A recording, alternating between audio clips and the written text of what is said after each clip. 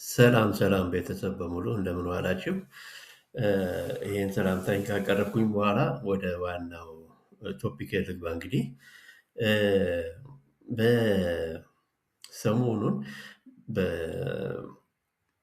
በሱዳን ጠረፍ አካባቢ ያው ውጊያ መካሄዱን ሁላችሁም ሰምታችኋል።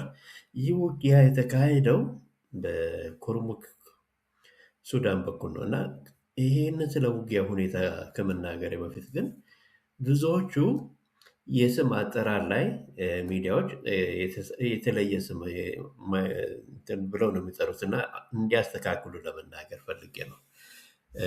ይህም በተለይ ሶሎዳ ሚዲያ እና ኢትዮጵያ ሪፖርተር ጊዘን የምለውን ቀይሰን ምናምን እንደዛ የሆነ ሌላ ስም ሰጥቶ ነው ኢንፎርም እያደረጉ ያሉት እና የተያዘው ቦታ ጊዘን ነው። አንድ ምንድን ነው ጊዘን ኢትዮጵያና ጊዘን ሱዳን ተብሎ ነው የሚጠራው አካባቢው እና ልክ እንደ ሞያሌ ኢትዮጵያና እንደ ሞያሌ ሱዳን ሞያሌ ኢትዮጵያና ሞያሌ ኬንያ ማለት ነው። በሌላኛው ሳይድ ደግሞ ኩርሙክ ኢትዮጵያና ኩርሙክ ሱዳን ነው የሚባለው እና በስም አጠራር ላይ በምትጠሩበት ሰዓት ቀይሰን በምትሉበት ሰዓት በአካባቢው የሚኖሩት ህብረተሰብ ላያውቁ ይችላሉ። ቀይሰን ወይ ደግሞ መሀል ሀገር ሱዳን ሌላ ቦታ ነው የሚመስላቸው። ነገር ግን ጊዘን ነው እነሱ ተብሎ እና ህብረተሰቡ በሚጠራው ስም ብትጠሩት መልካም ነው ከሚል አንጻር ኢንፎርም ላደርግላችሁ ፈልጌ ነው። እና የትኛው ነው ለሱዳን የሚቀርበው ብትሉ ምንም ብዙ ልዩነት የለውም። ኩርሙክ ኢትዮጵያና ኩርሙክ ሱዳንን ብዬ ከ50 ሜትር ወይ 100 ሜትር በታች ነው። አንድ ጅረት አለ ቁልቁል ሲወረድ ያው የኢትዮጵያ ቆርቆሮ ቤቶች አሉ። ወደ ላይ ሲወጣ ደግሞ የሱዳን ቆርቆሮ ቤቶች ነው ያሉት።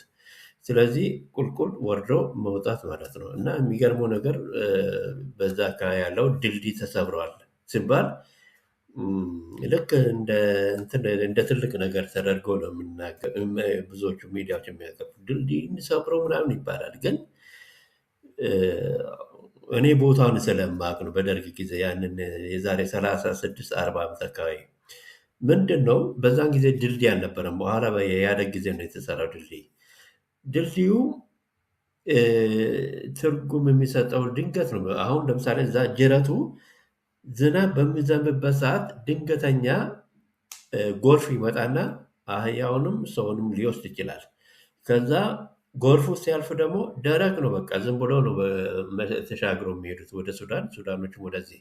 ሰዓት እላፊ ኢትዮጵያ ውስጥ በደርግ ጊዜ በነበረበት ሰዓት እዛ አካባቢ ሰዓት እላፊ የለም እና ፍሪ ነው። ቀን ቀን እነኛም ይመጣሉ፣ የኢትዮጵያውያኖችም ወደዛ ይሄዳሉ። ስለዚህ ከ100 ሜትር በታች ነው እንግዲህ ኦልሞስት በጣም 100 ሜትር ማለት በጣም ትንሽ ነው። የጊዘንን በምንወስድበት ሰዓት ጊዘን ኢትዮጵያና ጊዘን ሱዳን ደግሞ እንግዲህ ስም አጠራራቸው ጊዘን ኢትዮጵያና ጊዘን ሱዳን ተብሎ ነው የሚጠራው እና ልዩነቱ ምናልባት ከ2 እስከ 3 ኪሎ ሜትር ሊሆን ይችላል ርቀቱ።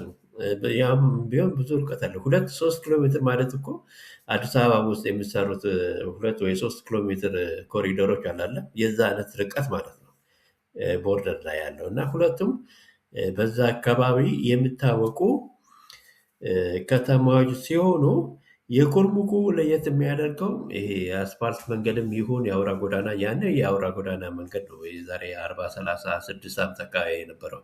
በኋላ በኢህአዴግ ጊዜ አስፓልት ተሰርቷል እና መንገድ ስለተሰራለት የንግድ ልውጡም ከተማ ሞቅታው ትንሽ የኩርሙኩ ይበልጣል። በጊዜም በኩል ግን ብዙ ስላልተሰራ ያን ያክል ነው ብዙም አይታወቅም። እንደ ኩርሙክ ግን ራሱም በኃይለሥላሴ ጊዜ ኦልሞስት ሁለቱም አካባቢ ከተማዎችም ተመጣጣኝ ናቸው። በኋላ ግን ይሄ ኩርሙኩ በጣም እያደገ የመጣው። የጊዘኑ ደግሞ ምንድን ነው በመንጌ በኩል ያው ወደ ብሉ ናይል ማነው ለአባይ ግድብ የተቃረበ ነው። ብዙ ቅርብ ነው ባይባልም ኦልሞስት ግን አይዶን ነው እንግዲህ ወይ 200 ኪሎ ሜትር ሊሆን ይችላል። ከዛ ከኩርሙኩ በጣም ትንሽ ቀረብ ያለ ነው እና ውጊያውን በምንመለከትበት ሰዓት ያው በኃይለ ሥላሴም ጊዜ ጀምሮ ትንሽ ትንሽ ነበር። በደርግ ጊዜ ግን በጣም ከፍተኛ ውጊያ ነበር። ውጊያው ደግሞ በኤስፒኤልኤ አሁን የተገነጠሉት የደቡብ ሱዳን እና በሱዳን መንግስት አልበሽር ጋር ውጊያ ነበር እና ያኔ ውጊያው የሚገርመው በደርግ ወታደር ታንኮች ተደግፎ እነኚህ ኤስፒኤልኤዎች እስከ ደማዚን ድረስ ይደርሱ ነበር በኩርሙክ በኩል እና ሻዕቢያዎቹ ሲመጡ ደግሞ ያው ጠቅላላ ጠራርጎ እንዲያውም አሶሳን ሁሉ ተቆጣጥሮ ነበር ሻዕቢያዎች። ያ ማለት እንግዲህ ምንድነው ያው በደርግ ጊዜ የሚታወቀው የደርግ ወታደር በጣም የተማረረ ነው። በደርግ ህዝቡም የተማረረ ነው እና በብሔራዊ ውትድርና ታፍኖ ልክ አሁን ቲፒኤልኤፍ እንደሚያደርገው ማለት እና ፍላጎት የለውም። አት ኤኒ ታይም ጦርነት ሲመጣ ቦታ ለቆ ለመሄድ ነው የሚፈልገው። ወደ እናቱ ቤት ምናምን እንትን መመለስ ነው የሚፈልገው። ውጊያ ፍላጎት የለውም። እና በዛ ምክንያት እንግዲህ ያው በለስ ቀንቷቸው ሻዕቢያዎች አሶሳን ሁሉ ተቆጣጥሮ ነበር ማለት ነው። ደርግንም የጣሉት በዛ ምክንያት ነው።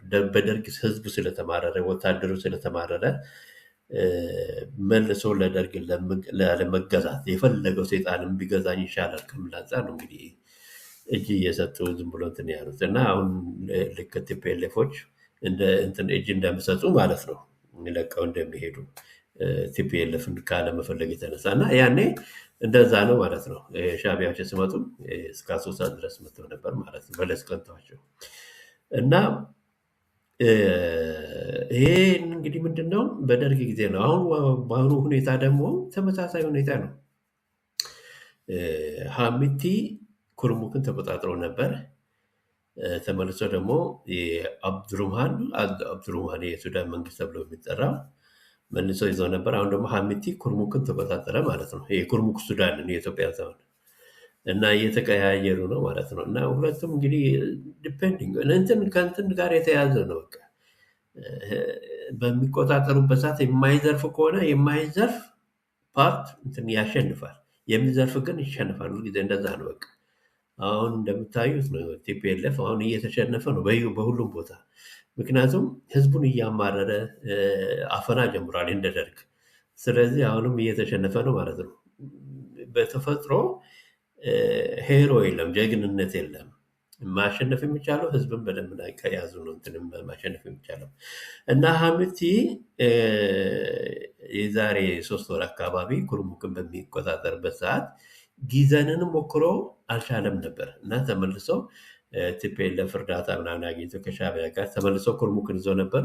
አሁን ደግሞ ያው በሰሜኑ አካባቢ የቲፒኤልኤፍ ወታደርም ስለተመታ ስለተመናመነ በዚህኛው በኩል በቀላሉ ኩርሙክን ተቆጣጥሯል። እንደገና ጊዘንንም ተቆጣጠሩት ማለት ነው እና በአሁኑ ሰዓት ሁለቱንም ቦታ በለስ ቀንቷቸዋል ማለት ነው ለነ ሀሚቲ እና ኤስፒኤልኤ ኖርዝ እና ለሁለቱ በለስ ቀንቷቸዋል። በፊት ግን ተቆጣጥረው የነበረው ኩርሙክን ብቻ ነበር፣ ጊዘንን አልተቆጣጠሩም ነበር። በአሁኑ ግን ሁለቱንም ተቆጣጥሯል ማለት ነው። ኃይላቸውን ቲፒኤልኤፍ ወደ ኋላ ስላፈገፈገ በሰሜን በኩል እንትን ስለሄደ በዚህ በኩል በቀላሉ ሊይዙ ቻለው ለማለት ይቻላል። እና ይህንን ለማለት ፈልጌ ነው። ስትጠሩ ጊዘን ኢትዮጵያና ጊዘን ሱዳን በሉ። አለበለዚያ እዛ ከተማ እዛ አካባቢ ያለው ሰው አያውቅም። ቃይሰን ብትሉት ሌላ የሱዳን ከተማ መሀል ከተማ ወይ ሰሜን አካባቢ ይመስላል። እዛው ከተማ የሚኖሩት ስለ እነሱ እንደምታወሩ ላያውቁ ይችላሉ። ምክንያቱም ስሙ ጊዘን ነው የሚባለው። ጊዘን ኢትዮጵያና ጊዘን ሱዳን ስትጠሩ በዚህ አስተካክላችሁ ጥሩ ለማለት ፈልጌ ነው። ከዛ ሌላው እንግዲህ ለማለት የምፈልገው ስለ መርካቶ ሁኔታን እንትን ብዬ ቪዲዮን እንትን አጠቃልላለሁ ማለት ነው። እና በጣም ነው ደስ ያለኝ ያው መርካቶ በመፍረሱ በጣም በጣም በቃ እንዴት እንደተደሰትኩ ብታዩ። በጣም ጠቅላላ ቱሪስቶችም ዩቲዩበሮችም ስንት መልካም ኮሪደሮች እየተሰሩ እያሉ ይሄ መርካቶ እየሄዱ ምናምን ሲያሳዩ ይሸማቀቅ ነበር። እኔ በራሴ እዚህ እንግዲህ ዩሮፕ ነው የምኖረው፣ በደስ አይለኝም ነበር እና መንግስት አሁን ትኩረት ሰጥቶ መርካቶን ማፍረስ በመጀመሩ ሪሊ እንዲያውም ደስ ያለኝ ምንድን ነው ሁሉን ነገር በቃ ሌላው ሁሉ ኮሪደር ቀርቶ መርካቶን ብቻ እንዳው ብጨርሱ ጥሩ ነው። በቃ መርካቶ ሾላ ገበያ እና ቦሌ ሚካኤል ይሄ ሶማሌ ተራ ሶማሌዎች የምኖሩበት አካባቢ እና የሚያሳፍሩ ቦታዎችን ጠቅላላ እንትን ትኩረት ቢሰጡ ጥሩ ነው። ቅድሚያ ግን ለመርካቶ ብሰጥ ነው ከሁሉ ደስ የሚለው።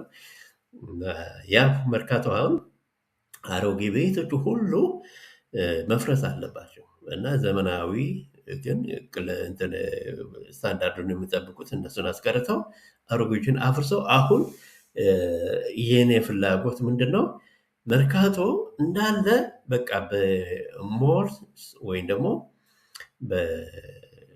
በገበያ አዳራሽ ማጥለቅለቅ ከ10 20 30 በላይ ብዙ ሞሎችን በቃ የሞል ከተማ ሰፈር ማድረግ ነው። በቃ እኔ እንደዛ ቢደረግ ብታሰብበት ጥሩ ይመስለኛል። ያም ማለት ምንድን ነው መርካቶ የምለው ስሙ ተቀይሮ መርካቶ ኢንተርናሽናል ሞል ሴንተር የሚል ስም ቢሰየምለት እንደዛ በብዛት ሞል የሚገኝበት ቦታ በዓለም ላይ ምናልባት ጥቂት ሀገር ሊኖር ይችላል እና ኢትዮጵያም ከዛ አንዱ ሊሆን ይችላል።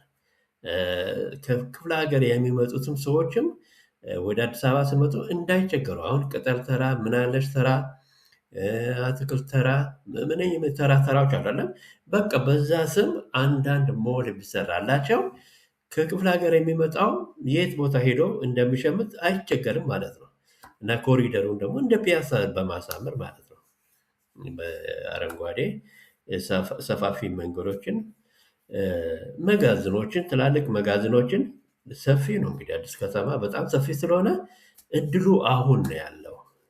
በጣም ወደ ላይ ከፍ ያለ ቤቶችን እንደዛ ቢሰሩ ሪሊ እኔ በህይወት ምናልባትም እግዚአብሔር እድሜ ሰጥቶኝ ብቆይና እንደዛ መርካቶን ባየት በጣም ነው ደስ የሚለኝ ለማለት ፈልጌ ነው። ስላዳመጣችሁኝ አመሰግናለሁኝ። ታንክ ዩ ቬሪ ማች። አንድ የረሳሁት ነገር በተለይ መርካቶ ላይ በተመለከተ አንድ የረሳሁት ፖይንት ስላለ ነው እና መርካቶ ላይ የሞል ሴንተር ብቻ ሳይሆንም እንደዛ በብዛት እንትን ቢሆን ብዙ ሞሎች ቢሰሩ የቱሪስትም ሴንተር ሊሆን ይችላል እና ቱሪስት በብዛት ወደዛ አካባቢ እቃ ለመሸመት ምናምን በቃ በዛ አካባቢ መርካቶ የተለየ ማድረግ ይቻላል ብዬ እገምታለሁ እና ይህንንም ሳልናገር ረስቼ ነው። ታንኪዩ እንግዲህ በጣም አመሰግናለሁ። ላይክ ሼር እና ሰብስክራይብ ማድረጉን አትርሱ።